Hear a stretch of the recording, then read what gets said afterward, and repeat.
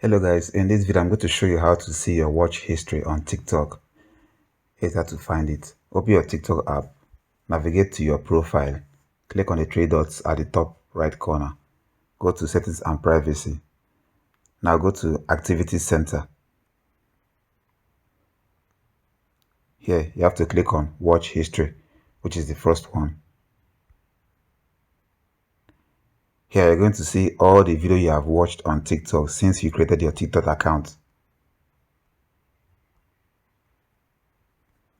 You can sort it by all dates, yesterday, last week, last month, or date range.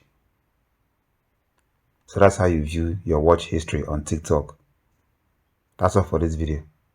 See you guys in the next one.